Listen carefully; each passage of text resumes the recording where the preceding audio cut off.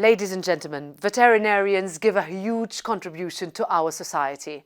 And I don't think that we say this enough. Because when people think about veterinarians, their mind often goes towards your responsibilities in the fields of animal health and welfare. But the reality of your work is often so much broader. Veterinary professionals also work in public health, wildlife conservation, the research of viruses and the development of the next generation of life-saving pharmaceuticals.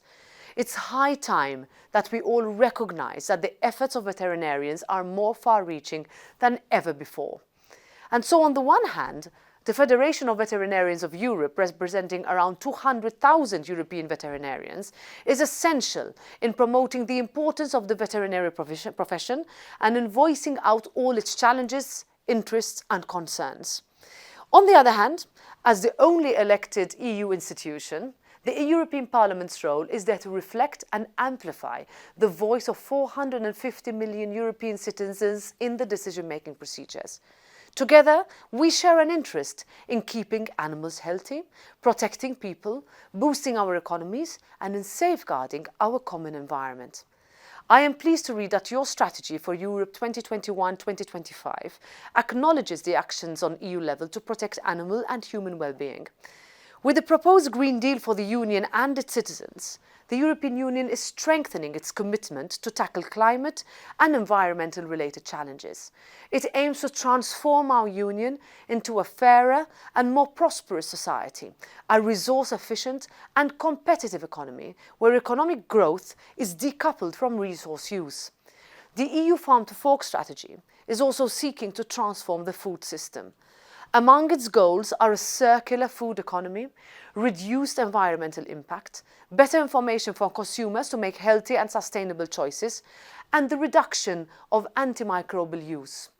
Here, veterinarians are well placed to contribute to several aspects of the EU Farm to Fork strategy, not only directly to animal health and welfare and public health, but also to aspects such as biodiversity and environmental sustainability while feeding a growing population.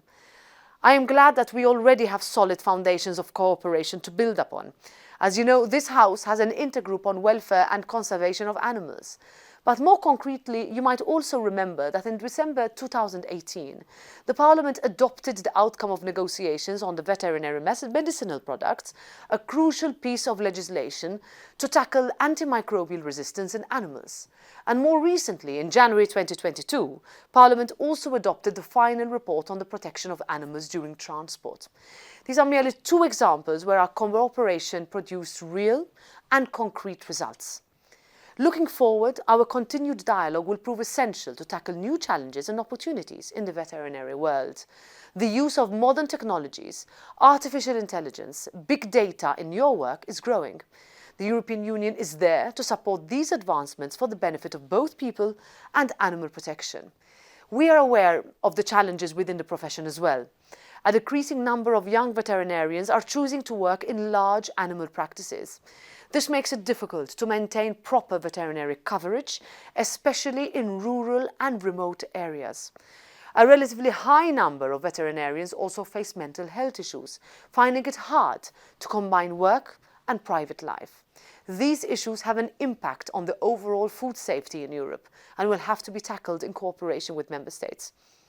Let me conclude by thanking the Malta Veterinary Association for inviting me to address you and for undoubtedly serving as great host for your General Assembly. I wish you many great discussions and debates.